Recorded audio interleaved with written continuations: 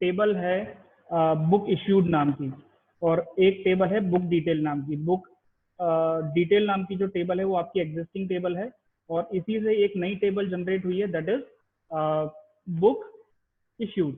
तो book detail table की हम लोग बात करेंगे, तो बुक डिटेल टेबल में सारी इंफॉर्मेशन बुक से रिलेटेड है, जैसे कि बुक आईडी, जो कि जितनी भी बुक लाइब्रेरी में अवेलेबल है उन सारी बुक का आईडी उसके अंदर है, और सारी बुक की जो आईडी है वो यूनिक है, किसी भी दो बुक की आईडी सेम नहीं है। ठीक है, तो कहने का मतलब बुक आईडी जो आपका एट्रीब्यूट है बुक डिटेल टेबल के अंदर, वो आपका प्राइमरी एट्रीब्यूट है, प्राइमरी की एट्रीब्यूट है। और इसी तरह से बहुत सारे इसके अंदर बुक डिटेल टेबल के अंदर अदर एट्रीब्यूट्स हैं, that is book name, book author and name of the publication, cost, है ना, सारी बुक की डिटेल है। एक दूसरी टेबल भी है, एक दूसरी टेबल जिसको मैं बोल रहा हूँ बुक इश्यूड टेबल। तो बुक इश्यूड टेबल में केवल उन बुक्स की एंट्री है जो कि किसी स्टूडेंट या पर्सन के थ्रू लाइब्रेरी से इश्यू करवाई है ना।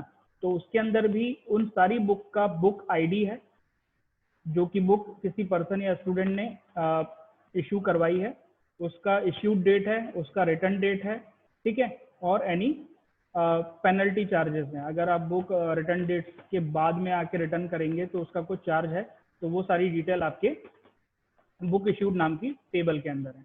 अब यहाँ पर देखें, दोनों टेबल की अगर हम बात करें, बुक डिटेल और बुक इश्यूड टेबल की, तो दोनों टेबल के अंदर एक कॉमन एट्रीब्यूट है, that is book ID. Book ID आपकी बुक डिटेल टेबल में भी है और बुक आईडी आपका बुक इश्यूड टेबल में भी है, ठीक है।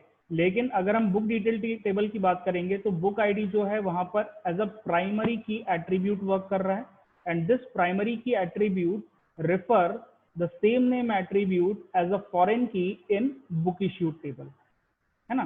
तो सपोज मैंने एक एग्जांपल भी दिया था आपको जब मैंने ईएफ कॉर्ड के रूल पढ़ाए थे, है ना। तो उसमें ये था कि अगर बुक इश्यूड टेबल में से किसी पर्टिकुलर बुक की इंफॉर्मेशन अगर डिलीट कर दी जाती है ना, तो क्या होगा, सॉरी, बुक डिटेल टेबल के अंदर किसी पर्टिकुलर बुक की इंफॉर्मेशन डिलीट कर दी जाती है तो क्या होगा, बुक इश्यूड टेबल में उस बुक की एंट्री है, लेकिन बुक डिटेल टेबल से उस बुक की एंट्री रिमूव कर दी गई है। मतलब लाइब्रेरी के स्टॉक में जो बुक अवेलेबल थी, जिसको किसी पर्सन ने इश्यूड कराया था, अब उसकी उस पर्टिकुलर बुक की जो डिटेल है वो लाइब्रेरी के आपके बुक डिटेल टेबल के अंदर मौजूद नहीं है।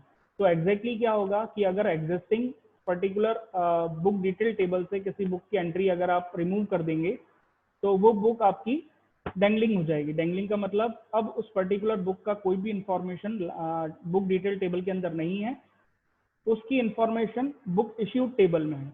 तो कहने का मतलब ये है कि बुक लाइब्रेरी के स्टॉक में नहीं दिख रही है बट इश्यूड है। तो ये जो चीज है ये डेटाबेस की इनकंसिस्टेंसी है ना। तो कहने का मतलब यहाँ पर रेफरेंशियल इंटीग्रिटी ये पर्टिकुलर इंश्योरिटी करता है कि पर्टिकुलर अगर दो पर्टिकुलर अगर टेबल्स हैं जिसमें प्राइमरी की और फॉरेन की का कॉम्बिनेशन है, तो दोनों ही बुक से इंफॉर्मेशन, दोनों ही पर्टिकुलर टेबल से आप इंफॉर्मेशन को रिमूव नहीं कर सकते, ठीक है। जब पर्टिकुलर बुक वो रिमूव पर्टिकुलर जैसे बुक इश्यू टेबल की बात करें और किसी पर्सन ने उसको रिटर्न कर दिया, तो पर्टिकुलर बुक इश्यू टेबल में से उसकी एंट्री रिमूव हम लोग कर सकते हैं, बट लाइब्रेरी के स्टॉक से वो पर्टिकुलर बुक की एंट्री हम रिमूव नहीं कर सकते। मतलब बुक डिटेल टेबल में उसकी एंट्री मौजूद रहेगी, ठीक है। तो रेफरेंशियल इंटीग्रिटी इसी कॉन्सेप्ट पे वर्क करता है। तो इसका डेफिनेशन अब हम देख लेते हैं। कॉन्सेप्ट मैंने आप लोगों को बताई दिया है। Referential integrity is a property of the data which when satisfied require every value of one attribute column of the relation to exist as a value of another attribute in different relation or table। तो आप समझ गए होंगे कि particular एक attribute की जो value है सिंगल एग्जिस्टिंग टेबल में, उस पर्टिकुलर एट्रीब्यूट की जो वैल्यू है वो दोनों आपस में कैसी होती है, कोलैबोरेट होती हैं और कॉम्बिनेशन में यहाँ पर वर्क होता है ना। तो इस तरह से एक टेबल का एट्रीब्यूट किसी दूसरे टेबल के एट्रीब्यूट को रेफर करता है। So it is called the referential integrity. तो रेफरेंशियल इंटीग्रिटी कंस्ट्रेंट की बात करें, referential integrity constraint is a relational database concept which states that the table relationship must always be consistent। मतलब मैंने जैसे आपको बताया कि बुक डिटेल टेबल से आप किसी बुक की एंट्री को रिमूव कर रहे हैं, बट बुक इश्यूड टेबल में उसकी एंट्री है, तो यहाँ पर डेटाबेस कैसा हो जाएगा आपका, इनकंसिस्टेंट हो जाएगा, क्योंकि there is a relationship between book detail table and book issue table on the basis of book ID, which is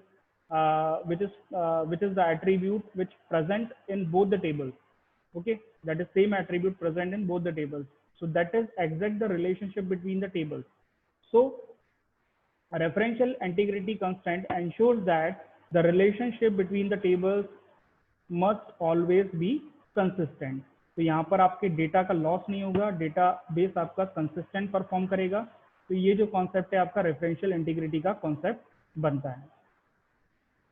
in other words, any foreign key field must agree with the primary key that is referenced by the foreign की।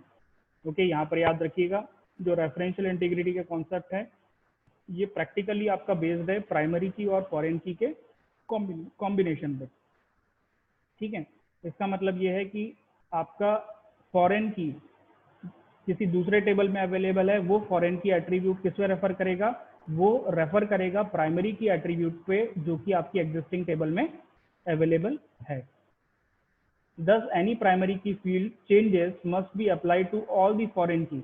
यहाँ पर देखिएगा जो भी changes आप primary की field में कर रहे हैं, एग्जिस्टिंग टेबल में जो कर रहे हैं, वो चेंजेस पर्टिकुलरली फॉरेन की में भी अप्लाई होने चाहिए, है ना। या तो चेंजेस आप कर रहे हैं तो आप दोनों में चेंजेस रिफ्लेक्ट हों, या नहीं कर रहे हैं तो कोई इशू नहीं है ना। तो changes must be applied to all the foreign key और not at all. The same restriction also apply to the foreign key in that any update but not necessarily deletion. अब यहाँ पर देखिएगा अगर फॉरेन की में कोई चेंजेस कर रहे हैं so that changes will be applied to the primary key as well, because exactly the relationship is based on the primary key attribute and foreign key attribute. Okay, so there is a correspondence between these two attributes which is present in both the tables. So but not necessarily deletion must be propagated to the primary key field। मतलब जो changes आप foreign key में कर रहे हैं वही changes आपके primary key attribute में भी होने चाहिए। ठीक है, so exactly this is the concept of referential integrity which works practically with the help of primary key attribute and the foreign key attribute। okay, तो आई थिंक ये clear हो गया होगा आपको। नेक्स्ट टॉपिक जो है, जैसे यहाँ पर मैंने एक एग्जांपल भी दिया हुआ है, एग्जांपल भी समझ लेते हैं। If one deletes a donor, यहाँ पर 3 टेबल्स हमारे पास हैं, डोनर, डोनेशन एंड प्रोजेक्ट। तो यहाँ पर देखिएगा इन 3 टेबल्स के बीच में एग्जैक्टली कॉम्बिनेशन क्या है। तो डोनर आईडी आप देख रहे हैं, डोनर आईडी कहाँ पर है, डोनर आईडी एक एट्रीब्यूट है जो कि प्राइमरी की एट्रीब्यूट है डोनर टेबल का, और the same attribute is available in the another table that is donation. तो डोनेशन में भी डोनर आईडी है, लेकिन ये डोनर आईडी किस तरह से वर्क कर रहा है, ये डोनर आईडी यहाँ पर क्या है, फॉरेन की एट्रीब्यूट है, ये आपका फॉरेन की है, और डोनर आईडी यहाँ पर क्या है, प्राइमरी की है। इसी तरह से प्रोजेक्ट आईडी डोनेशन टेबल में प्राइमरी की है, and you can see the same attribute in project table. तो यहाँ पर ये प्रोजेक्ट टेबल में प्रोजेक्ट आईडी क्या है, फॉरेन की है। तो यहाँ पर आप देख रहे हैं इन तीनों टेबल्स का जो रिलेशन है वो प्राइमरी की और फॉरेन की एट्रीब्यूट के बेस पर हमने रिप्रेजेंट किया हुआ है। तो डोनर टेबल में अगर कुछ हम प्राइमरी के एट्रीब्यूट में कुछ चेंजेस करते हैं, so that changes will be reflect to the foreign key also which is present in the donation table.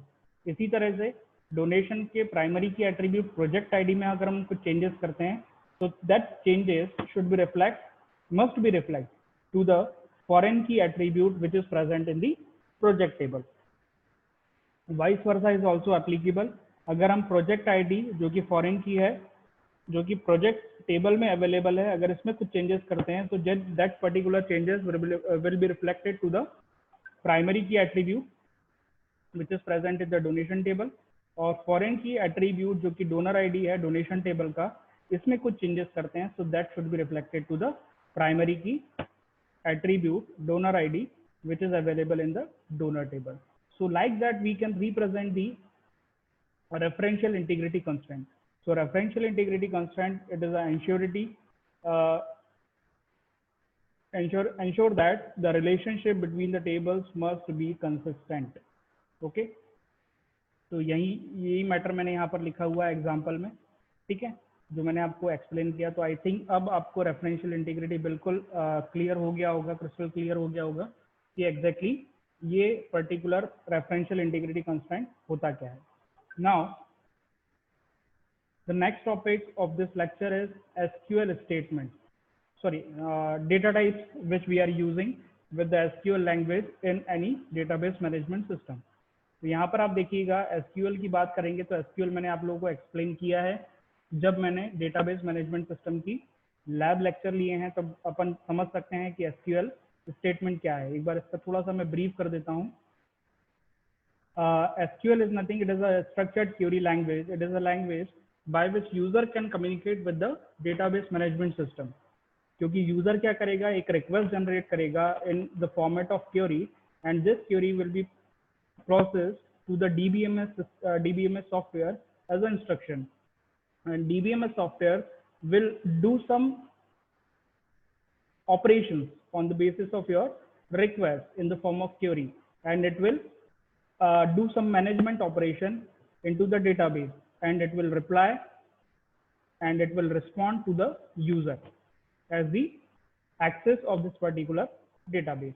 तो SQL क्या है? SQL एक structured query language है, यूजर और डेटाबेस मैनेजमेंट सिस्टम के बीच का एक इंटरफेस है जिसके थ्रू यूजर किसी भी डेटाबेस मैनेजमेंट सिस्टम के साथ इंटरेक्ट कर सकता है. और जैसा कि मैंने बोला, it is a common language for all the database management system which is available in the market. जैसे कि हम लोग बात करें ओरेकल की बात करें, MySQL की बात करें, साइबेस, MyAccess की बात करें, so this particular language is common for all the database management system. And particularly अगर हम SQL की बात करेंगे तो SQL हमेशा रिलेशनल मॉडल पे वर्क करता है, एंड रिलेशनल मॉडल आपका प्रपोज किया है EF कॉर्ड ने, एजर फ्रैंक कॉर्ड ने, है ना. तो हमेशा रिलेशनल मॉडल पर ही वर्क करेगा, और डेटाबेस मैनेजमेंट सिस्टम भी आपका रिलेशनल मॉडल पर ही वर्क करता है. That's why we can call the DBMS as a relational database management system. Okay. Now we are going to understand what is the data type used in MySQL server. Actually क्या है, ये MySQL server के जो data types है मैं आपको यहाँ पर explain कर रहा हूँ, है ना. MySQL server आपका database management system है which is available for all, है ना. MySQL आप इजीली अपने सिस्टम पर इंस्टॉल कर सकते हैं और वर्क कर सकते हैं.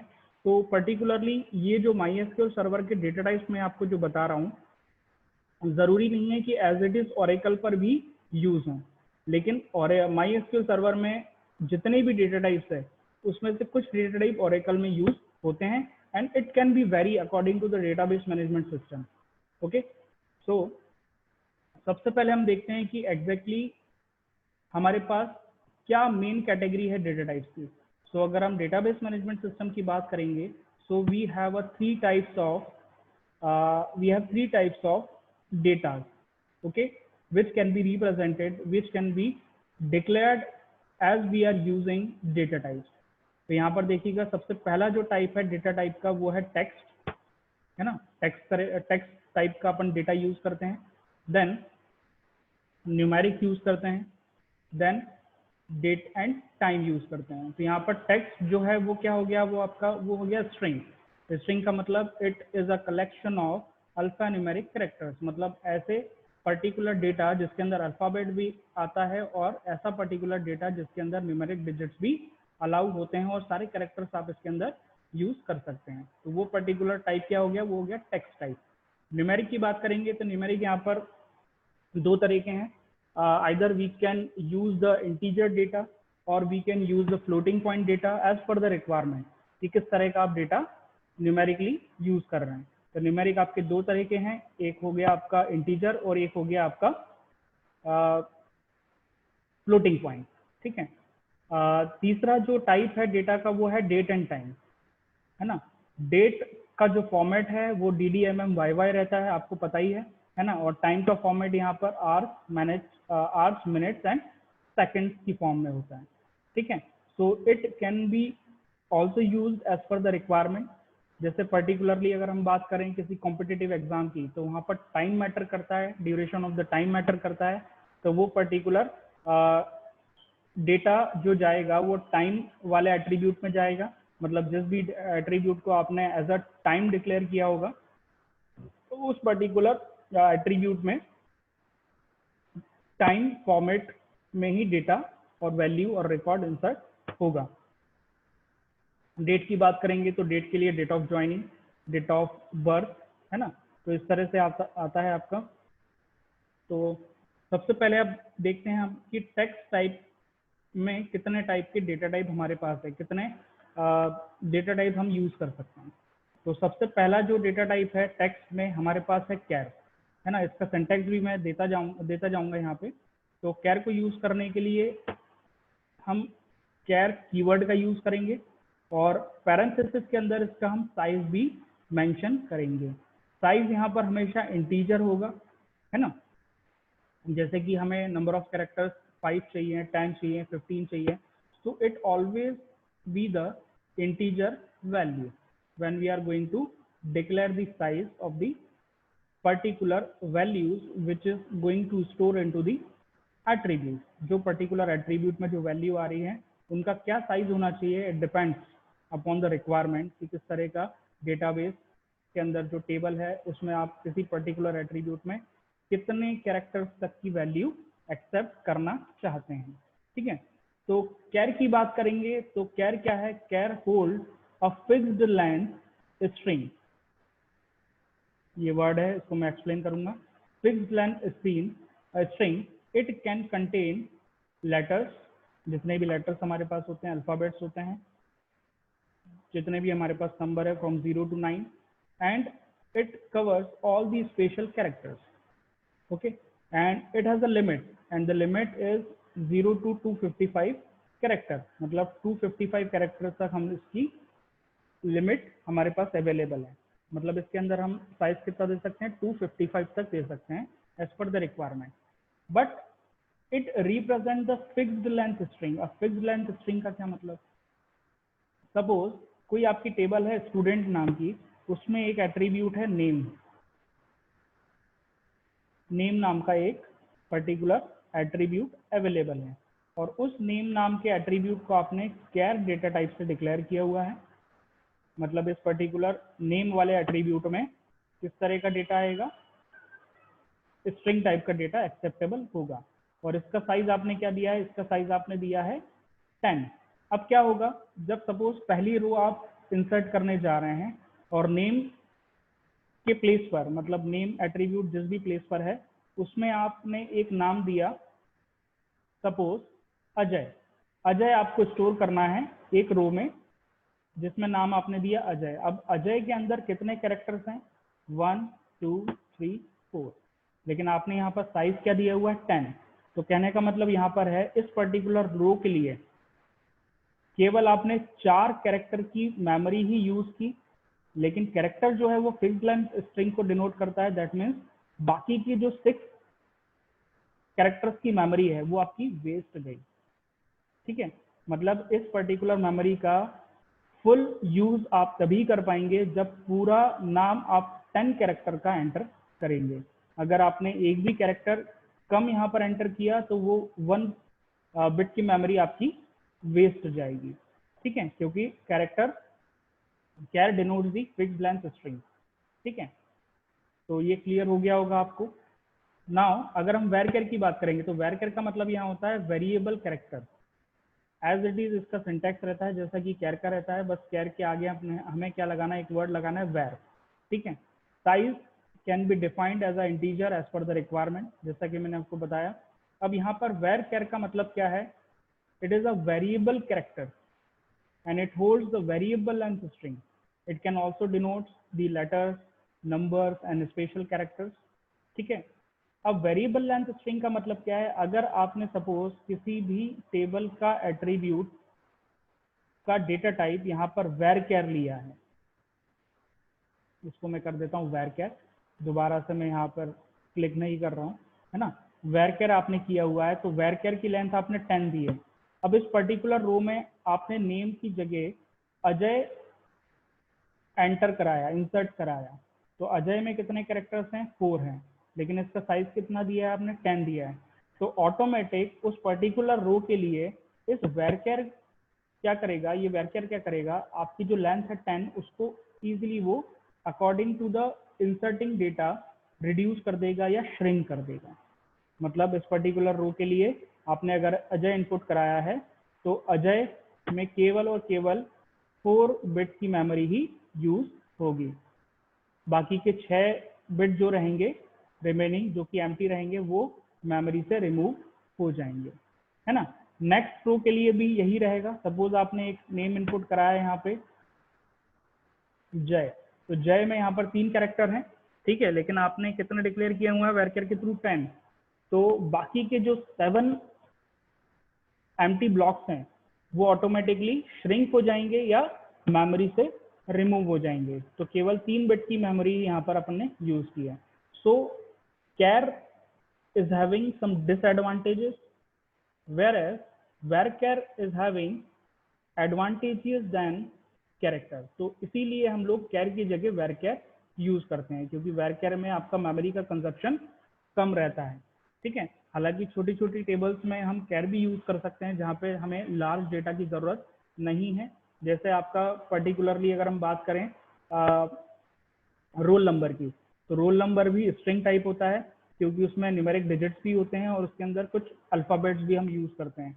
और सभी जानते हैं कि जो पर्टिकुलर आपका रोल नंबर रहता है वो पर्टिकुलर उसका नंबर ऑफ कैरेक्टर्स फिक्स्ड रहता है ना। अगर आपने नंबर ऑफ कैरेक्टर्स कम डाल दिए तो वो पर्टिकुलर रोल नंबर कैसा हो जाएगा, इनवैलिड ट्रीट होगा। तो अगर जहां पर आपको मालूम है कि पर्टिकुलरली डेटा इतने कैरेक्टर का फिक्स इनपुट होने वाला है, तो वहां पर आप कैर उसको डिक्लेयर कर सकते हैं, उस पर्टिकुलर एट्रीब्यूट को। लेकिन जहां पर आपको लगता है data can be vary as per the need of the user, as per the requirement, तो वहां पर पर्टिकुलरली हम क्या करेंगे, varchar यूज करेंगे, जिससे कि मेमोरी का कंजप्शन कम होगा। जैसे हम बात करें, जैसे कोई अगर टेबल है व्हीकल नाम की, है ना, व्हीकल नाम की आपकी टेबल है, और उस व्हीकल टेबल में आपका एक एट्रीब्यूट है डिटेल्स ऑफ द व्हीकल। तो डिटेल्स ऑफ द व्हीकल में क्या आएगा, फीचर्स आ जाएंगे सारे, है ना। इसमें डिस्क ब्रेक हैं, इसमें DTSI इंजन है, इसमें स्पोक्स हैं, है ना, इसमें इस तरह का पर्टिकुलर सस्पेंशन है, ठीक है। तो इस तरह से पूरी डिटेल्स जो रहेगी वो डिपेंड करेगी मॉडल नंबर पे, है ना, और पर्टिकुलर व्हीकल पे कि उसके क्या क्या फीचर्स हैं। तो डिटेल कभी भी सभी मॉडल्स की सेम नहीं होगी, इट कैन बी वेरी।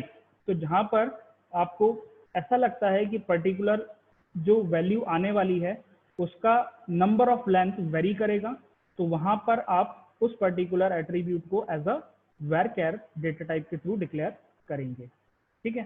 तो आई थिंक दोनों में आपको समझ में आ गया होगा कि what exact the difference between character and varchar data type, which both are representing the text data type, that is string. Now एक और डेटा टाइप होता है दैट इज टेक्स्ट, है ना, holds a string with the maximum length of 65,535। अब यहाँ पर देखिएगा एग्जैक्टली डिफरेंस क्या है कैर और varchar में, आपको तो मैंने बता ही दिया, लेकिन दोनों का एक कॉमन फीचर है, दोनों केवल 255 कैरेक्टर्स तक ही वैल्यू को एक्सेप्ट करते हैं। अगर इससे ज्यादा के कैरेक्टर्स आपको चाहिए तो आपको उस पर्टिकुलर एट्रीब्यूट का जो टाइप है वो एज अ टेक्स्ट डिक्लेयर करना होगा, क्योंकि टेक्स्ट की लिमिट यहाँ पर varchar और कैर से ज्यादा होती है। We can accept up to 65,535 characters, ठीक है।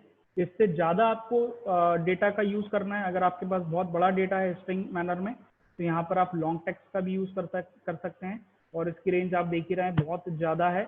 अब इसको आप कैलकुलेट करिएगा कि ये कितनी है, कितने कैरेक्टर्स तक हमारे पास है, दैट इज 4294967 सो इतने बड़े डेटा का यूज करने के लिए, अगर आपके पास इतना बड़ा डेटा है जो कि यूजर से इनपुट होगा उस पर्टिकुलर एट्रीब्यूट के लिए, तो उस पर्टिकुलर एट्रीब्यूट का टाइप आप लोग as a long text declare करिएगा। अब इसमें साइज देने की जरूरत हमें नहीं है, ठीक है। टेक्स्ट और लॉन्ग टेक्स्ट में हमें साइज देने की जरूरत नहीं है कि कितने कैरेक्टर्स तक पर्टिकुलरली इस एट्रीब्यूट में वैल्यू एक्सेप्ट की जाएगी। ओके, नाउ न्यूमेरिक टाइप की बात करें तो न्यूमेरिक टाइप में बेसिकली आपके दो डेटा टाइप्स हैं, है ना। एक हो गया आपका क्या, इंटीजर। दो तरह के डेटा हैं, एक इंटीजर और एक हो गया आपका फ्लोटिंग पॉइंट। अगर हम ओरेकल की बात करेंगे तो ओरेकल में जैसा कि हम लोगों ने पिछले टर्न पे मतलब यस्टरडे ही देखा था हम लोगों ने कि नंबर डेटा टाइप को ही एज अ हमने इंटीजर यूज किया था और नंबर डेटा टाइप को ही एज अ हमने फ्लोटिंग पॉइंट वैल्यूज के लिए यूज किया था। लेकिन अगर हम ओवरऑल बात करें कि सॉरी, अगर हम ओवरऑल बात करेंगे तो ओवरऑल अगर हम डेटाबेस मैनेजमेंट सिस्टम की बात करेंगे तो और भी बहुत सारे न्यूमेरिक डेटा टाइप्स हैं जो कि अवेलेबल होते हैं और जिनको हम यूज कर सकते हैं। तो सबसे पहला जो डेटा टाइप है वो यहाँ पर है टाइनी इंट। ये सबसे छोटा डेटा टाइप है जो कि इंटीजर वैल्यूज को रिप्रेजेंट करता है। आपको यहाँ पर साइज मेंशन करना पड़ेगा, वो भी इंटीजर ही होगा। जैसे आप 3 डिजिट का डेटा चाहते हैं, 4 डिजिट का डेटा चाहते हैं, तो इस तरह से आप टाइनी इंट को यूज कर सकते हैं। और इसकी रेंज होती है -128 टू +127। तो इस पर्टिकुलर रेंज के बीच में अगर आपका डेटा है तो आप टाइनी इंट को यूज कर सकते हैं। इससे बड़े इंटीजर डेटा के साथ आप जाना चाहते हैं, अगर आपकी रिक्वायरमेंट है हमें पर्टिकुलर जो इंटीजर डेटा इनपुट होने वाला है यूजर से उसका साइज ज़्यादा है, टाइनी इंट उसको सपोर्ट नहीं कर पाएगा, तो आप स्मॉल इंट का भी यूज़ कर सकते हैं। इसका साइज भी आपको यहाँ पर मेंशन करना पड़ेगा और इसकी रेंज जो रहती है वो रहती है -32768 +32767। ये जो पर्टिकुलर रेंज है वो C++ के इंट डेटा टाइप की ही रेंज है। आपको याद आ गया होगा ये C++ में जो इंट का जो साइज होता है, इंट की जो रेंज होती है वो पर्टिकुलरली यही रेंज है। देन अगर इससे बड़े डेटा के साथ आपको जाना है तो हमारे पास मीडियम इंट है, उसका भी साइज आपको मेंशन करना पड़ेगा और इसकी भी रेंज स्मॉल इंट से और टाइनी इंट से बहुत ज़्यादा है। और इससे भी बड़ा अगर आपको चाहिए तो आपको यहाँ पर इंट नाम का डेटा टाइप यूज करना पड़ेगा, साइज मेंशन करना पड़ेगा। और आप देख रहे हैं इसकी भी रेंज कहाँ है, इसकी भी रेंज इन तीनों ऊपर वाले डेटा टाइप से ज़्यादा है। So as per the requirement you can use the particular numeric types of data type. Numeric type का डेटा टाइप यूज कर सकते हैं एज पर दी रिक्वायरमेंट, ठीक है। अगर आपको इससे बड़ा भी डेटा चाहिए तो हमारे पास है बिग इंट। तो बिग इंट जो है यहाँ पर सबसे बड़ा डेटा टाइप है रेंज के मामले में। तो रेंज के मैटर में अगर हम बात करेंगे तो बिग इंट सबसे बड़ा डेटा टाइप है। इसकी रेंज मैंने यहाँ पर लिखी नहीं है क्योंकि बहुत बड़ी रेंज है ये, ठीक है, जिसको हम रिप्रेजेंट नहीं कर सकते हैं। तो यहाँ पर आप देख सकते हैं कि अगर आपके पास इतना बड़ा इंटीजर डेटा है तो आप बिग इंट को यूज कर सकते हैं, ठीक है। तो जैसा कि मैंने बोला एज पर द रिक्वायरमेंट और as per the requirement of the data which is coming from the user side for storing into the database, so you can use the particular data type to represent the integer values. Float की बात करेंगे तो यहाँ पर हम बात करेंगे कि फ्लोट और डबल दो ऐसे डेटा टाइप है जो फ्लोटिंग पॉइंट वैल्यूज को रिप्रेजेंट करते हैं। तो फ्लोट की बात करेंगे तो यहाँ पर साइज और यहाँ पर इसका डेसिमल देना होगा। ओरेकल में हमने नंबर को ही यूज किया था, तो नंबर में हमने सबसे पहले साइज कि टोटल नंबर ऑफ डिजिट्स कितने चाहिए, जैसा हम लोगों ने कल किया था 7,2। तो यहाँ पर आप देख सकते हैं कि 7,2 किया था, मतलब टोटल नंबर ऑफ डिजिट कितने 7 और प्रिसीशन आपके दो डिजिट से स्टार्ट होगा। तो फ्लोट और डबल आप यूज कर सकते हैं। तो फ्लोट और डबल दोनों ही रेंज में डिफरेंट है। अगर आपको स्मॉल फ्लोटिंग टाइप डेटा के साथ डील करना है तो आप यहाँ पर फ्लोट ले सकते हैं। और if we are going to use huge floating point data, so for that purpose we have to use the double data type, है ना। Now the third category of the data is date and time. So date and time, इस particular date और time का कोई भी size हमें mention करने की जरूरत नहीं होती है। इसका एक स्पेसिफिक फॉर्मेट है और इसका एक पर्टिकुलर स्पेसिफिक रेंज है। This particular range of date and time will be vary, है ना, will be vary as per the latest version of the database management system, but the format is uniform. That is, first year will be there, all the 4 digits of year will be there, then hyphen, hyphen के बाद months आ जाएंगे आपके, then hyphen के बाद आपका date आ जाएगी। अगर आपकी date है suppose 1 जुलाई 2000, तो इस तरह से आप डेटा को रिप्रेजेंट कर सकते हैं। पहले आपको ईयर मेंशन करना होगा, देन मंथ मेंशन करना होगा और देन डेट आपको मेंशन करना होगा। साइज की कोई ज़रूरत नहीं है। सपोज आपका कोई डेटा, आपका जो एट्रीब्यूट है डेट ऑफ ज्वाइनिंग है, तो डेट ऑफ ज्वाइनिंग लिखने के बाद DOJ लिखने के बाद सीधे आप केवल डेट लिखेंगे, तो उस पर्टिकुलर डेट ऑफ ज्वाइनिंग का जो पर्टिकुलर डेटा टाइप है वो डेट सेट हो जाएगा और उस पर्टिकुलर एट्रीब्यूट के अंदर आप डेट फॉर्मेट में डेटा को इंसर्ट कर सकते हैं। इसी तरह से टाइम है ना, टाइम का फॉर्मेट जैसे कि मैंने बताया आवर्स, मिनट्स एंड सेकेंड्स, तो इनके सेपरेशन के लिए आप यहाँ पर कोलन यूज करेंगे, है ना। जैसे हम डेट में हाइफन यूज कर रहे थे, यहाँ पर अपन कोलन यूज करेंगे and all the hours, minutes and seconds will be separated by the colon. ठीक है, रेंज यहाँ पर है, रेंज आप देख सकते हैं आवर्स की क्या रेंज है, मिनट और सेकंड्स क्या है, ये प्लस से माइनस से स्टार्ट होती है and it will be up two plus. तो इस तरह से आपके बेसिकली 3 तरह के डेटा टाइप्स यूज होते हैं। 3 तरह की डेटा को रिप्रेजेंट करने के लिए 3 तरह के डेटा टाइप्स यूज होते हैं, टेक्स्ट, न्यूमेरिक और डेट। तो आई थिंक ये क्लियर हो चुका होगा। तो आज के लिए इतना ही करते हैं, केवल 1 मिनट लेफ्ट है यहाँ पे, है ना। तो मैं यहाँ पर मीटिंग एंड करने जा रहा हूँ।